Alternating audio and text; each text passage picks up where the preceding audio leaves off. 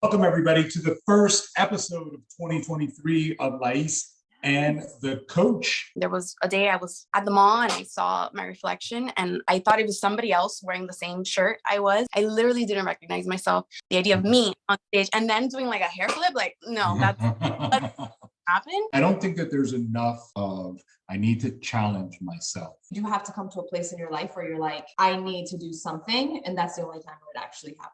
Along the way, when you started, did you find that you ran into any hurdles or obstacles? I didn't realize how much that would challenge me mentally and spiritually and pour into all these other areas. If I can't keep my word to myself, like, what does it matter? Like everything else. That's where you start to build a whole other level of confidence and reputation with yourself. A lot of us as women don't realize how badly we need to get glam, feel pretty, or see yourself in the mirror when you're done with your makeup. You're like, oh my God, like, that's me. You know, it's like, you don't even know you're missing that until you're like, holy shit, I need more of this in my life. You don't change and you don't evolve, like you're never going to see the other side of what could be or the other side of yourself. Everybody has the same 24 hours, but it's like, what are you willing to do with those 24 hours? What are you willing to do for yourself?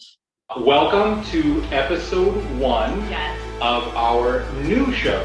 She is LAIS and I am the coach. And that is the name of our show. First of all, if there's ever been a time for personal bubble, this is it. We will always stay true to what we do. What you're doing is going to get you to the next place. Throw the list away. It's only a matter of time before you cave. You can look way better than you used to. Such a great experience. Well, like it knows everything you've given. Shown curiosity. What if it actually works? I've been chopped out como persona. 100%. An extra We're city right now. Sometimes it is a member. Welcome everybody. Peace out everybody. We are live. Welcome everybody to the first episode of 2023 of LAIS and The Coach. And just like we closed last year, we have another interview to start the year. And today we are chatting with Annie. Annie did the WBFF show in Orlando in 2022. And we want to chat with her and talk about all of the things that happened leading up to that, what's going on next, and everything in between. Annie, welcome to the show. Thank you. So just to get an idea, can you give us the Uber car ride explanation of what you do and how you got started in all this stuff? So I am a teacher and I kind of got started in all of this. There was a day I was at the mall and I saw my reflection and I thought it was somebody else wearing the same shirt I was. And I literally didn't recognize myself. So I decided, you know what, things have to change. I was really overweight. And so I kind of started on my own, kind of figured some things out, but didn't really understand what it meant to have balance, what it meant to like eat well, but and be social. And, you know, it was like a weird balance. So shortly after that, COVID happened. So I didn't need to be social in the same way. So I lost quite a bit of weight on my own. But still, like, as things started to kind of open up again, I didn't really know what to do. And I felt like that was like a big year of growth for me. So I felt like mentally I was in school, so I was challenging myself there professionally. I just gotten a promotion. But again, like I felt like physically there was still something missing. So that's when I reached out to you. I had seen things LAIS had done, but it was like, that's really cool for her. I could never. And then so to give clarity too, because JDM said that he didn't know, I didn't know either. I thought I would do like the high rocks route and kind of get fit in that avenue and maybe one day in the very distant future do something like WBFF. Got it. Wow. That's you know, I think that even the way that you started that is good. Like you just saw yourself and like look at that, somebody's got my shirt on. How much of an epiphany that can be sometimes. Yeah, she's told me that before. And I was like, I've never heard that story. Like, yeah, but I remember when you started, you did say you wanted to do high rocks, and that is what you started to train for. Right. And for anybody that doesn't know what high rocks is the sport of being fit, the way that they call it. It Literally. is an indoor race that combines running and strength training all in one giant circuit or race. And it's a European-based activity. And then they brought it over to the US a couple of years ago. And Miami was the first US High Rocks event. And at the time, we were one of the host gyms, and I was one of the judges for one of the events. So we were really involved. And then literally right after that, COVID happened. And then there was no High Rocks. Literally. But I remember you saying, this is what I'm going to do or whatever. And I don't know what triggered the shift, but I think you had said something about like changing the way that you looked. And I remember saying to you, because I know that I've said this to a lot of people that want to go that route, right? Like people think that because they're setting a big goal, their body is going to change. And your body's only going to change if the goal that you set is for your body to change, right? There's a very big difference between a performance goal and an aesthetic goal. They're opposing in a lot of ways, right? So if you want to run a marathon, that has nothing to do with how you're going to look. You're just going to run that marathon well. If you want to do high rocks and all the things that involves, and you're going to do that well, that has nothing to do with the way that you look. And if you're getting ready for a show, then all you're doing is taking care of what you look like when it comes to your food and your training. And I remember saying to you, like, well, that's not really going to happen, like, with that goal. And you're like, okay, well, and we just went back and forth. And I think that that's when you decided. When you started thinking about it, or when you started contemplating the idea, was it something that you were all in on doing? Like, you're like, no, if I say I'm going to do it, I'm going to do it. Or were you like, let me set this goal. Yeah. And if it happens, I'll do it. And if it doesn't, I'll kind of like, didn't happen. So in all honesty, I think for me, it was, I wanted to do something that year. So just, I wasn't going to be ready in time for like the High Rocks race, which is like in 2 months, or something, or at least in my mind, I wouldn't be ready. So that's why I was like, fine, I'll do the other one. And one day, again, I'll do the High Rocks. But I think the idea of doing that kind of race was like easier for me to like wrap my mind around. Like Annie would be doing that. It was a lot easier. I'm not saying it's like an easier goal or a harder goal, because that is intense. Right. But like, still, it was like the idea of a bikini, me in the bikini, the idea of me on stage, and then doing like a hair flip. Like, no, that doesn't happen. But I really had my mind set on, I need to challenge myself physically now. Which, I mean, again, I had no idea what I was getting myself into, and I really haven't looked back. I'm really happy I did it. And obviously, like, we're planning another show. Right. I don't think that there's enough of that going around. Enough of, I need to challenge myself, period. Forget what and what, right? You can challenge yourself intellectually, spiritually, physically, but I don't think that there's enough, I need to challenge myself. Yeah, I think it's scary. And I think that a lot of times people just settle for whatever they have going on because they're too busy, or because they're too old, or because they're too whatever. And like you said, like, that's good for her, but I'm not gonna do that, but I know you were talking about the show specifically, but I think you do have to come to a place in your life where you're like, I need to do something. And that's the only time where it actually happens. 100%. So how, with your schedule, right? When you started prepping, were you back to school full time, or was it still like 50-50? What was going on schedule wise there? So I think that when I started, I was actually working at a hospital, and I was providing support to parents that had kids in ICU. And so that was like a very different kind of like flexibility, because I had Max at home, like homeschooling him, kind of in that hybrid. And then I would go to work at 3, get out. Max is your son. Yes. We know that, but for the people watching, it's important because, everybody's like, oh, she doesn't have kids. Like, yeah. So, I mean, it was obviously really intense because I had like such a crazy schedule of like, during that time that I was homeschooling with him, I had to get my workout in before I would get to work, and then get out at 11. And sometimes if I didn't get the workout in before, I'd have to do it then. After that year, I felt like because of COVID, I couldn't do my job, and I wasn't doing anything super productive. So I decided to go back to the classroom, and then I had kind of like traditional teacher schedule, like 7 to 3. But then to compensate, I also started tutoring. So I tutor typically from 4 to 7 every day. And now I get my workout in after that. Okay. And then how did you manage to make sure that you were eating your food, train, and then do all of those things? I am. Were you planning ahead, like, were you prepping on Sunday, or what were you doing? So I don't like to eat the same thing in a row for many days. So I would rather cook. I'd rather take the extra 10 minutes and cook something. So I typically cook for dinner and lunch to be the same.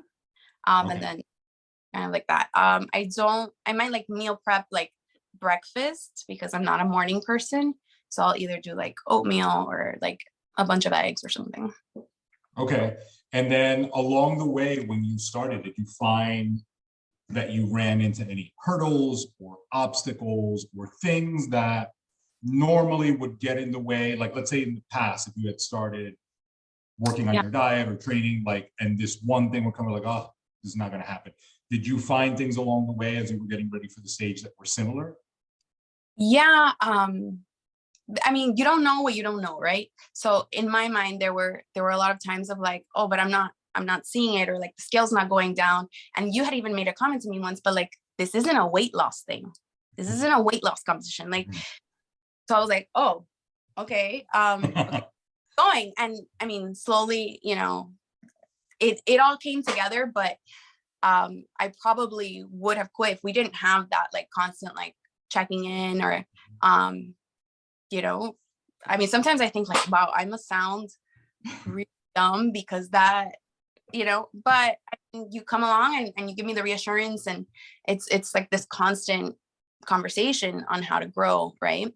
And all of this, like, I didn't realize that this like challenge that I wanted for myself, that was so like, it's like, it was just about like a physical challenge. I didn't realize how much that would challenge me mentally and spiritually, and like it would it would pour into all these other areas, you know? People never think that. And that's probably why you were stuck on the scale at first. It's impossible to tell someone, oh, you want to look like this, or you want to look, you know, X, Y, or Z way. Like, you're going to be challenged mentally. You're going to, you know, people are going to be like, yeah, I don't care. Like, can I just lose the weight? You know what I mean? Can I just look a certain way? Like you said, you don't know what you don't know. And when you start, and once you start to go through that process, there's so much more than, okay, I got to train, I got to eat, and I want to see the scale go down. Are you the type of person that, like, if you say, I'm going to do something, that there's just no way around it? Like, you're not going to find a way out of it? Or have you made other goals or promises to yourself in the past, and then, like, you know, shit happens or life gets in the way? Yeah. I would say like prior to the pandemic, totally, I would give up all the time. Unless it was like something very cookie cutter, like the things that we're supposed to do, right? Like, so like, you're supposed to go to school and you're supposed to get a degree, like those things I had kind of like checkbox I'd done. But like when it came to something like this, yeah, I would give up pretty easily. But around that time, I realized, you know what, like, if I can't keep my word to myself, like, what does it matter? Like everything else, right? So yeah, I mean, I you know, I asked that because as we go into this new year, of course, there's so many resolutions, right? It's that time of the year.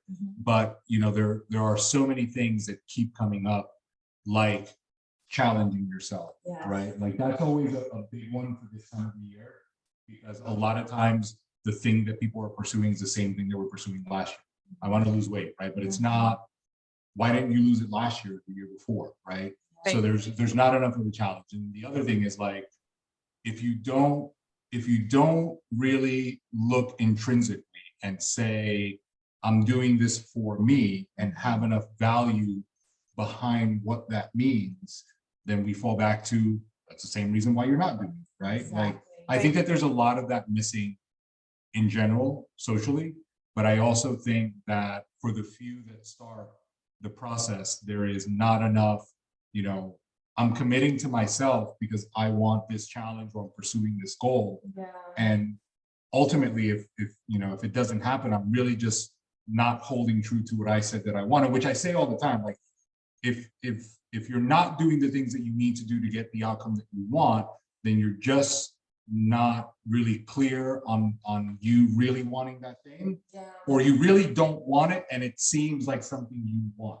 what did we hear the other day? You want to do it, want right? Like Yeah. you want to work out regularly. You to want lose weight. to be the person that meal But preps really, and eats their you don't food. actually want to You if you're don't, not doing it. because you get the idea behind it, Right. You get that it's good for you. You get that it's going to feel good. It's going to look good. and you want to, but you don't, Right. and then it's forced, Right. and then you quit. And I think back to the keeping your word to yourself, like that's always the thing that I say, like that's where the confidence comes from. That's where you start to build a whole other level of confidence and reputation with yourself. Think about any other person, right? Like anybody that you hold in high regard or that you admire or that you trust or insert, word of that nature. It is because they keep their word. It is because they're honest. It is because they're kind. It's because of all of the things that make them who they are. And then you can call them those things, reliable, and so we often have so much negative self-talk and we don't realize that it's because of the choices that we make or don't make. So every time you don't keep a promise to yourself, every time your word means nothing to you, when you wouldn't really do that to someone else, then that's the kind of person that you believe you are, right? Right. Like that's the kind of person you are building and creating for yourself. And that's how a lot of people end up thinking so many negative things about themselves. So it's so key to do that, like to be like, I need to keep my word to myself. Like I said I was going to do this. This is something that I want. So I need to see that through. What age kids do you work with? Right now, my class is 4 and 5 year olds, and then I tutor from preschool all the way to middle school. Only because, last week we were talking to Bernal, and she's in education also. Like, is there not enough of that being instilled or poured in at that level? Because ultimately, like one of the things is, and I'll let you answer, but I don't think that we realize how much time kids spend with teachers and in school, right? It's like the bulk of the week, the bulk of the year, right? Mm-hmm. Is there not enough of that in the curriculum, or is that teacher specific? Like, society, this is a very loaded question, but as a society, I think we're just like obsessed with teaching our kids how to read, and I'm all about it. Like I drank that Kool-Aid. I believe in that. I love reading. My son is obsessed with reading. It is part of the culture of my house, but we like lack everything else. So even like right now, I'm reading a book about like how French people have that obsession with teaching their kids how to eat, right? And so then their kids have less obesity, less diabetes, like all these other problems. But I think that it's very cultural, and Americans are just obsessed with like these academic goals. We're not as in tune to ourselves. Like think of it like, I mean, we can talk on and on about this, but even like things like financial literacy, it's not something that's taught in schools. Emotional, right. It's not really taught in schools. Like we teach it for a week, but that's not something that lives with you forever. Right. And even going back to, again, because it's what you do, like even on the academic level, we are not that far ahead that we are so obsessed in comparison. So is the obsession like surface? Like, are we like want to be enamored with the idea that we're doing all of this, but we're not really getting anything out of it? I think that it's kind of one of those things where we just like want to put it in somebody else's hand because that's a lot easier than to take matters into our own hands, right? So like my loves to read and loves history, but because that's something that we do at home, right? Like, so if you want your child has to see you read, if you want, it's the same thing. Like Junior likes, I'm sure that there's a lot more to this, but he sees you guys work out. He sees that you're committed. He sees all of that. So of course that's normal to him. Mm-hmm. We always joke because Junior's first gift was a kettlebell. It was a funny haha, but it wasn't. It was how we like announced my pregnancy. Right. But then, as a baby, he would crawl through our dirty gym, like he's never known. I have videos of him since he learned how to walk. Any different, but even in what you're saying, right? Like it's all these things that parents don't realize that, if you want to instill these habits, these beliefs, these behaviors, then they really do start with you. If you are not taking care of yourself, then you can't sit and be like, make sure you eat your veggies, make sure you do this, make sure you do that. If it's not with you. And as an adult, when you step back for a minute and you look at life as a whole, a lot of those specifics that we stress so much like test taking and reading and this and that. Not only is it outdated, like considering all of the things that the world that we live in now, but so many of them are lost along the way because I don't remember shit. Like sometimes I'm looking at junior stuff and I'm like, I am like an idiot because I don't remember any of that, right? But also like, it doesn't fucking matter, right? Like it really doesn't matter. Like you don't need to know algebra to be able to pay your fucking bills, right? If you're going into a field where it requires that, then of course that's something that you need to learn. But when you look at someone from age 5 to age 18, like they should be taught a lot more things that actually matter to life and not, you know, only academics, because that's not really going to translate into anything. We've seen it with Bree and we see it with Junior. Like it's one thing to be school smart and it's another thing to like actually know how to do life, you know? And I think the other day, what's your perspective on this? Because I was saying it to, I think we were talking with Junior and with Bree about it, right? Or we were talking about it in front of them. Like, there's this emphasis on, and I know that this is a fitness podcast, but I don't care. There's this emphasis on kids immediately learning how to read, learning how to write, learning arithmetic, right? These basic fundamentals at this young age, 4, 5, 6, and then there's this periodized approach where they progress and so on. I wonder if it would be beneficial if they started that a little bit later, because if you get to 18 hypothetically and stop practicing all those things, right? Then did it matter that you started so young? Did it matter that you started so young? Would it have more benefit if you started later and kept practicing into, possibly, you know? and that's why I say it's outdated, right? Like everyone. What do you think? So I think it's like a yes and a no. So I do think it's important to start young because it's like teaching a language, right? Like if you learn younger, the more likely you are to pick it up, right? But I think education is a really funny field where we don't practice best practice. Like we know that this is best practice. We learn it. We ingrain it into our heads and then we go to the classroom and we do none of it. So it's like the real world, right? Like you learn all these things, like you get a degree in insert thing, and then you go to work that first day and it is nothing like that.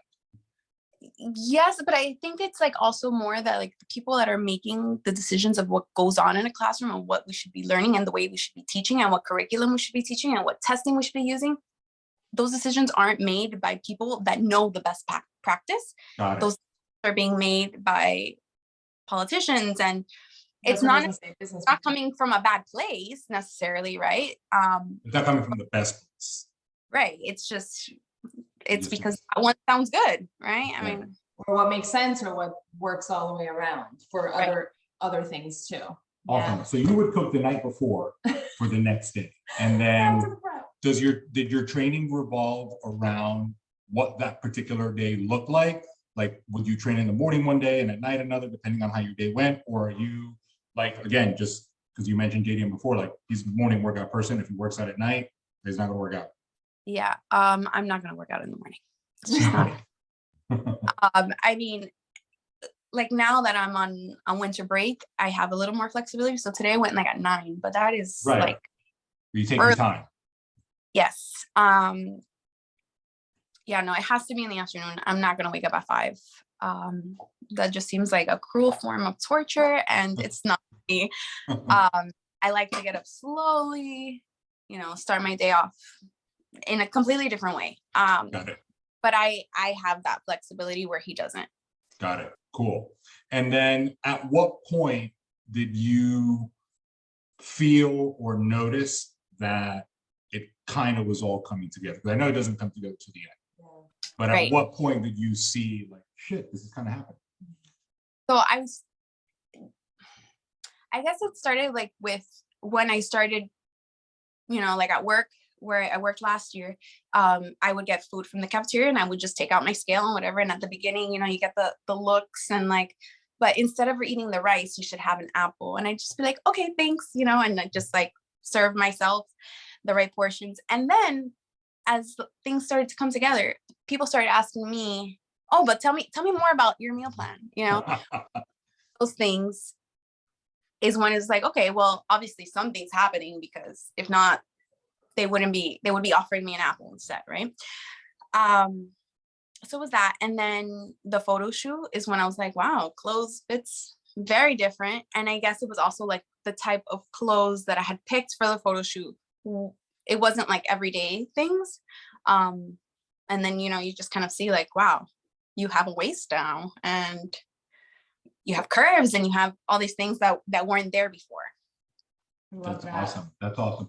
And then when did the show stuff become like really real for you? Was it like the week of the show? Was it when you got to the hotel? Was it when you stepped on stage? Like, when did it like sit on that TV?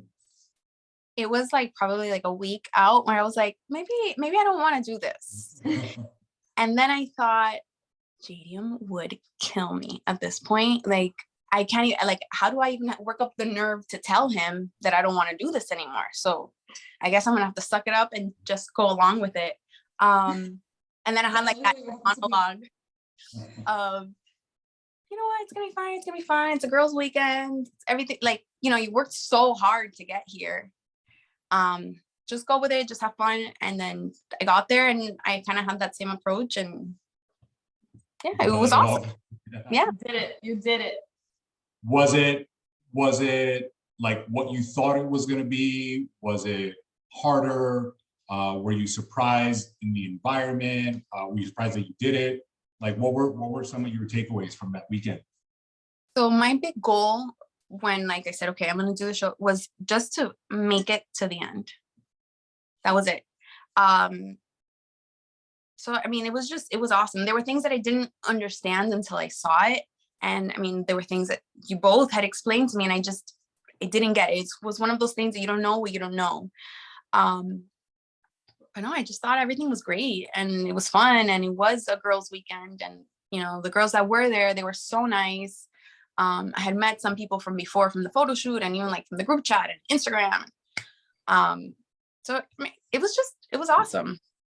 Did you walk away knowing that you wanted to do it again right away, or did that take a little bit of time? Because I always say people walk off stage and it's like, you're happy you did it, you completed your challenge, it's what you wanted, check mark, and then we move on to something else. And some other people walk off stage and immediately they're thinking about the color of their next bikini. How was it for you?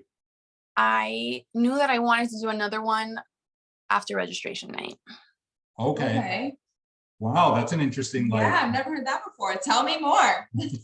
I don't know. I guess it was like just the whole thing. Like, it's everything that I like. I love the glam. I love getting dressed. I love, just like the whole process, and like how feminine you get to be, and all those things that are like, that it doesn't feel like it's real life. Like, we grow up and then like we get dressed or we get our makeup done for an occasion. We don't get to do that all the time.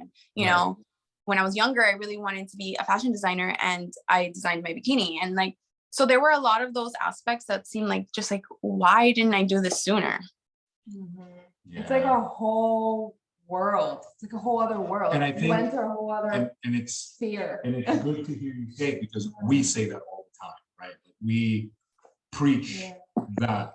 And I don't think, like you said, that it's easy to understand. It's not, because it's not typical. You don't necessarily get all glammed up if you're going to go to a movie. And but a lot of times, like, you don't even know that you're missing that until you experience it, which is why it's hard. Like, when we're talking to someone, let's say, that's never done it, because I do that a lot. Like, he always is like, you need to chill, because when I see someone that desperately needs this experience, I want to push it on them, right? But it's not the kind of thing that you can push on people, because like, that person has to get up every day and put in the work, right? But it's like, I know when I'm talking to someone that they need this, when they do. Not everyone does. I think every woman should do it once, but I can see it. And it's like, but it's impossible to describe, because if you tell someone, listen, like, you're going to feel so pretty, and like, yeah, you're going to get in shape, but it's like, you're going to get glammed, and you're going to do your hair in it. And they're like, yeah, I could probably do that and like not get on stage in a bikini, like, but you can't, and you won't, it's like, you have to like set out to do the thing in order to experience all of the other things that surround it and that bring it all together. And a lot of us as women don't realize how badly we need to get glam, feel pretty, wear clothes that we wouldn't, interact with people, be in a room where everyone's dressed up, or see yourself in the mirror when you're done with your makeup and you're like, oh my God, like that's me, you know? It's like you don't even know you're missing that until you do the thing and you're like, holy shit, like I need more of this in my life versus like I don't need that.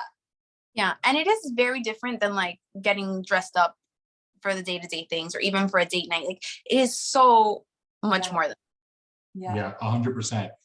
Do you think that if you had not set this goal or a goal this big, that you would have followed through, even if you were wanting to challenge yourself and wanting to stay true to that challenge? Maybe, but it still wouldn't have, like, it wouldn't have been as big, it wouldn't have been as grand, it wouldn't have been like as magical, or it probably wouldn't have spilled over into all the other areas that it did. It needs to be that big. Yeah. You know, we say that all, I love it when other people say the things we say. We say it often, and I it's hard to understand until it's done, but it is what I wish we could say more of.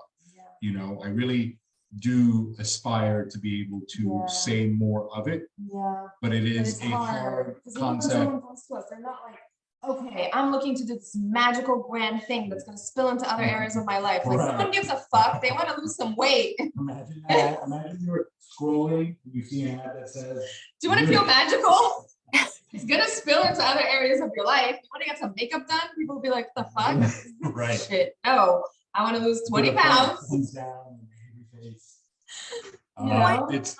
It's not just like it has to be the whole thing together, because when I start, like before I met with you, I started doing like this group fitness thing, and I love it. I still do it, but my, like, from when I was like working out at home, doing like those home workouts, my body started to kind of like do things, right?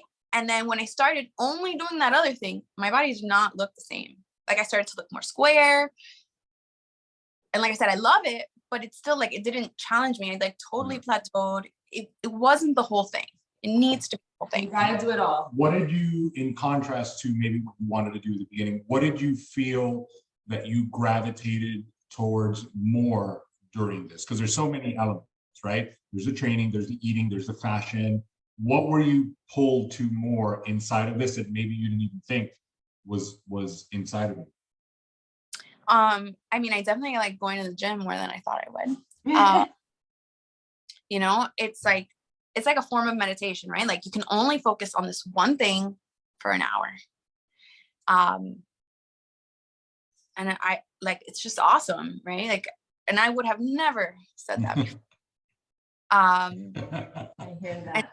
There are days that it's like hard. I don't want to go, or, you know, but what do you do on those days? Go. Do it anyway. Yeah. You know, back to the meditation thing. That's really interesting because when you first said it, I know you were talking about the 1 hour that you're working out, but what actually sparked in my mind was this journey as a whole. When we were going through COVID, all of us, we had a lot of people that were getting ready for the stage.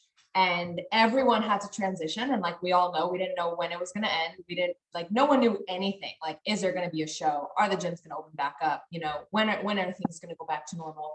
2 weeks turned into 2 years. But it really became, and we talk about this all the time, the one thing that someone could control. It really became the one thing that someone could focus on. And I have found also that even the busy people and even the people that are stressed or people that are going through hard things, us included in the past in a lot of my preps, it becomes the one thing that you can control. It becomes the one thing you can think about that you know what you got to do, and you do it, and you see immediate responses. Like maybe your body doesn't change overnight, but you feel good, and then things start looking different and feeling different, and you got to get that outfit, and you got to do this, and you got to do that, and you got to tan. And when someone finishes a show, there's like such a void because all of this stuff that was taking that mental space is gone. So technically speaking, yes, the 1 hour of workout is like meditation, but this journey as a whole almost becomes like a meditation of life, because it's like, it doesn't matter how many things you got going on. Like you have this one bubble of things that you got to do: eat, train, tan, buy outfits, you know, like show up to photo shoots, show up to meetings. That becomes kind of like your your peaceful thing. Like, does that make sense? Like, do you get what I'm saying? Yeah. Like, it becomes a one thing that like, that you have, that's like your meditation of life. Like, you got kids, you got work, you got all these things, you got stresses, you got bills, you got errands, you got family, you got all these things, but like you have this meditation of life as a whole, where you get to like do these positive, magical, transformative things that are for you, you know? I think that there's a certain level of certainty that we all need, right? Like we have, it's a human need. And I think that a lot of times what makes a lot of people uncomfortable about, let's use the word dieting, is that it's usually associated with some level of restriction or depriving yourself of something. But if you look at it, like you were saying, if you wake up in the morning and you know all the things that you're going to eat today, right? That becomes less of a stress. If you know that at a certain time today, you're going to go exercise, then you eliminate the idea that you're not going to do it. And you know that that's going to happen. And then all of a sudden you've got all these things that are under your control that do move you forward in so many different ways. But it always seems that when people are looking at something food related, it's always a hassle.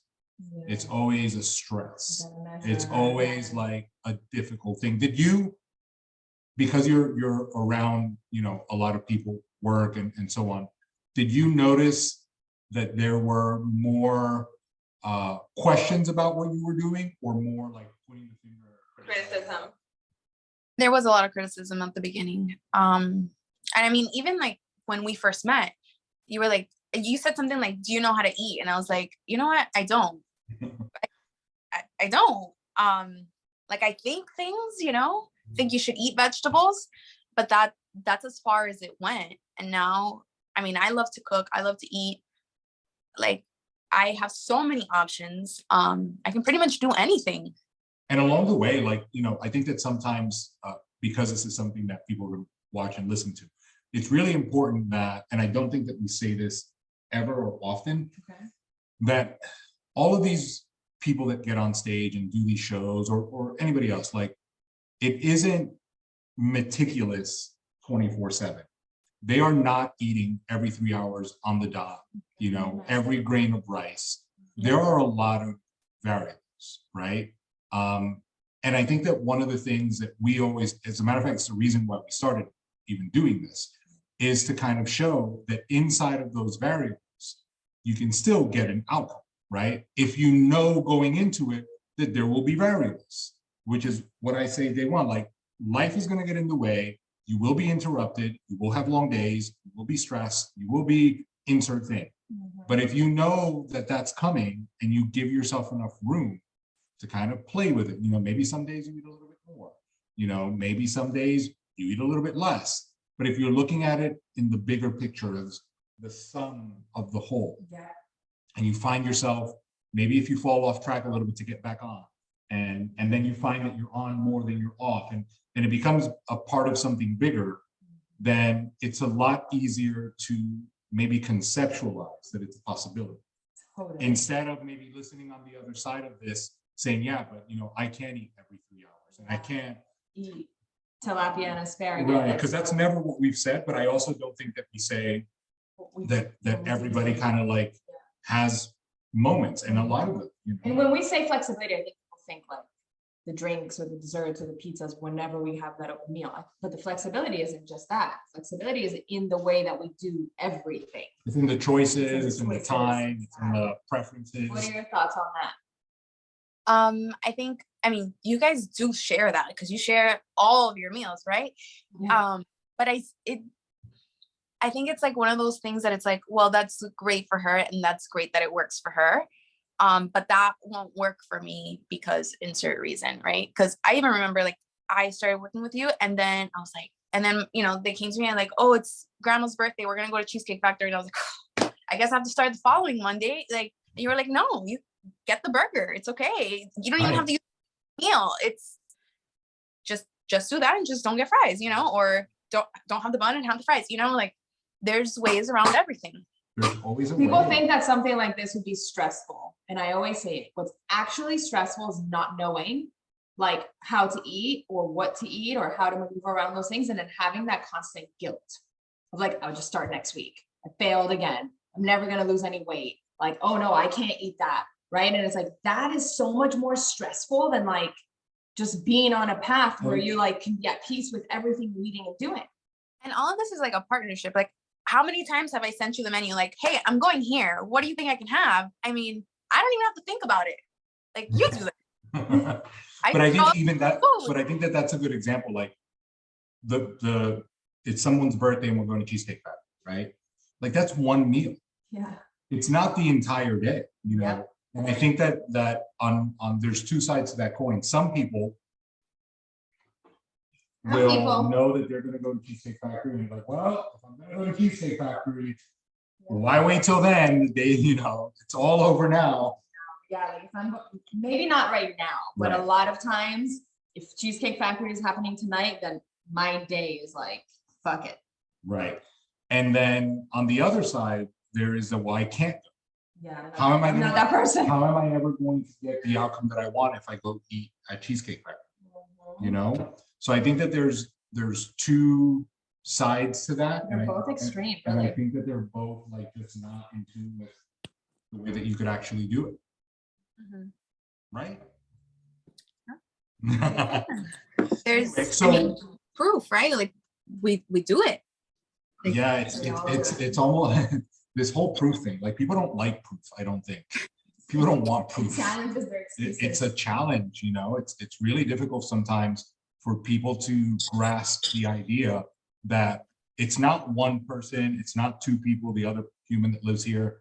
It's dozens of people over and over and over and over again with a million different things that they eat. You know, I mean, being on the team, you see it, like people drink all the time, people have desserts all the time, people do all kinds of things, right? Depending on what their preferences are.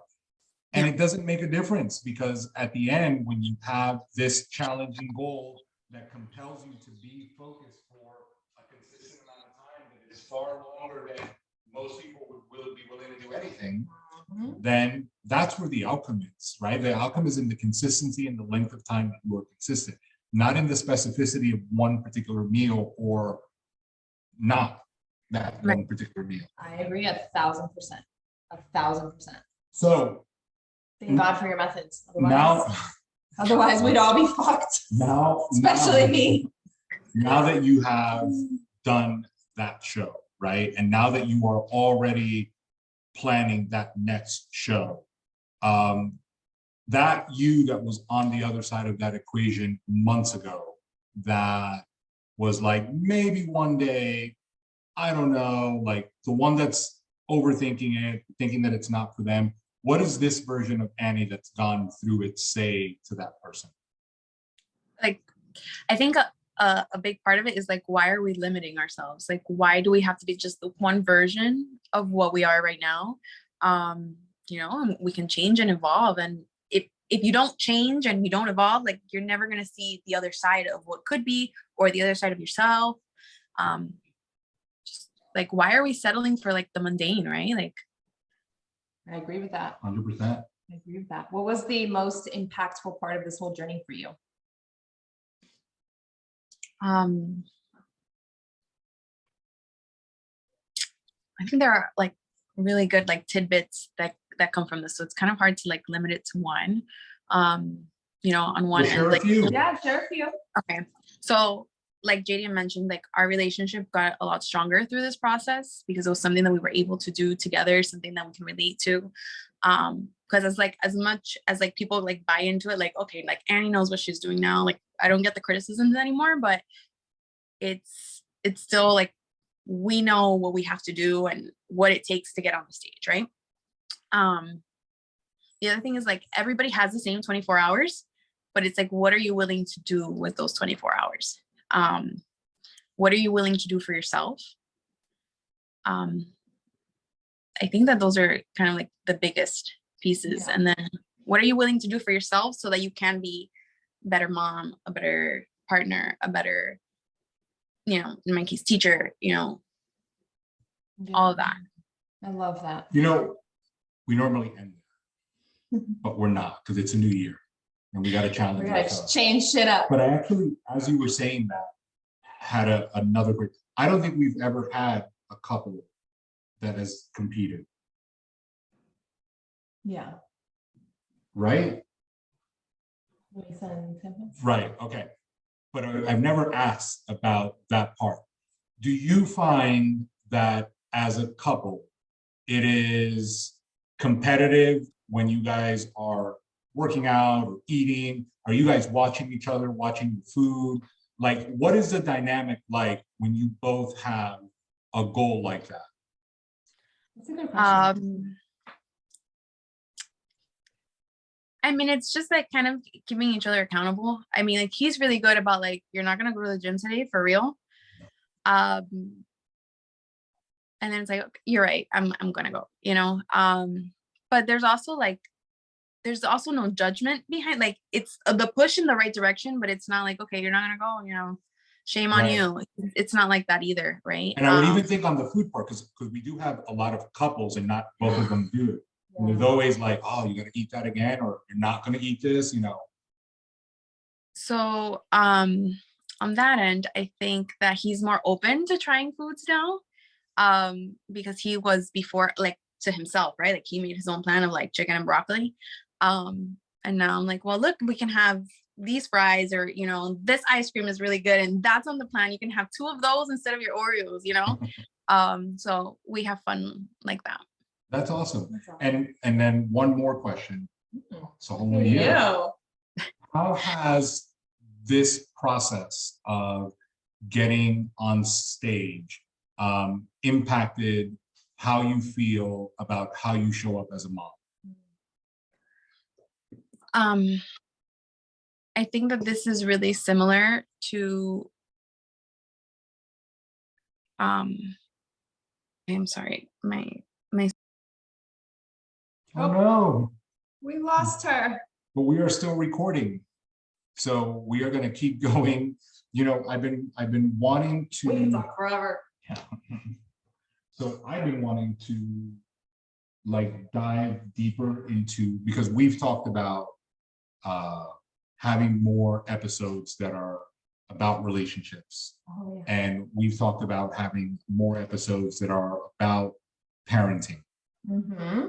And we never asked any of the people that are on the show about how this is spilled over into their relationship, or No, they're into, mostly moms. right, like 90%, Yeah, or even the 9. parenting stuff. 99%, I'd Right, say. 100%. She's back. Sorry. But I was just saying that we have talked about like doing episodes and talking more about relationships and different things like that, but we also talked about doing episodes about parenting. Mm-hmm. And that's why I asked how this is spilled over into how you show up as a mom. I think that it's important to show our kids what discipline looks like, what consistency looks like, but like us being the models for those things. Because you can talk all day, but if it's not the same for them to actually see it. And they're watching. We might not think so, but they are watching. Oh, I know. Max can do my entire routine. Stadium's entire routine. Like he knows it. And it's not like we've shown it to him. It's Right. he knows how to, like, you know, about how we have to eat, and mom, are you gonna weigh that out? And I know this isn't our plan, but what do you want this, you know? Yeah. Even the language, right? Like the way that you talk about certain things. Like, I think that that's one of the things that, like, moving into this year, I definitely want to talk more about. Yeah. Because I think that it's overlooked, and I know that it's not what everybody would start something like this doing, Yeah. but I think that it carries so much weight and has so much value So that certainly moving forward. showing your kids that you're taking care of your health, that you're showing up for yourself, that even though you're grown and you have goal and you have responsibilities and you're old, right? Because our kids think we're so old. Right. You still have goals and you still have aspirations. And you're still doing things for you. Because what kind of adult are they going to become, thinking that that's normal? Because I know for a fact that the opposite also is true. When you grow up and all your mom, for example, does is cater to the kids, like you want to like recreate that cycle because you think that that's the thing that you're supposed to do. So Yeah. showing our kids And I think that that's also like showing up for your partner too, right? Like you guys go to the gym together. We go to the gym together sometimes. Like it's the way that you show up for them. You know, I was talking to a friend the other day that she's kind of like struggling with that balance. And I was like, what would you want for your kids as they get older? Wouldn't you want them to like be in love with their partner? Wouldn't you want them to go on dates with them? Wouldn't you want that for them? So why wouldn't you do that for yourself? Yeah. 100%. We say that all the time. We say that all We the have time. guilt. I have guilt sometimes about like going out and date night and stuff. And I'm like, but you know what? Like of all the things that we do, right? Because you never know, like as a parent, what if all of it is fucked up and it's gonna backfire, or if you're winning, there's no way of knowing. It's not like a diet where you're like, all right, let me do this for 6 months and then like it's either gonna yield to a result or it's not, right? Like there are cues you can take where you're like, okay, we're doing a good job. Like there are moments, and then there are moments where I'm like, I'm fucking this up. But that's, I guess, the thing of like conscious parenting, like we always say. But with a date night specifically, like, you know, that's one of the things that we've talked about. Like, of all the things that we do or don't do, one of the things that I know for a fact that they'll be able to like take with them, or one of the things that I know for a fact that they know, is that we have such a good, solid, loving relationship. So maybe we're showing you that you should eat and work out, and you might not do that. And that's okay. That's on you, right?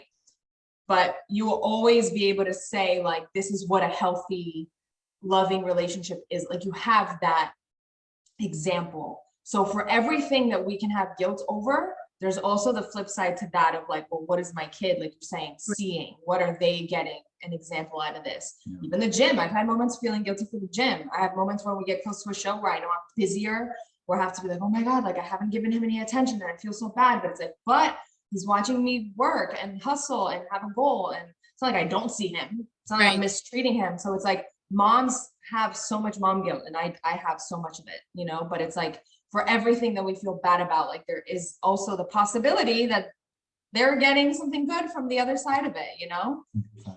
100%.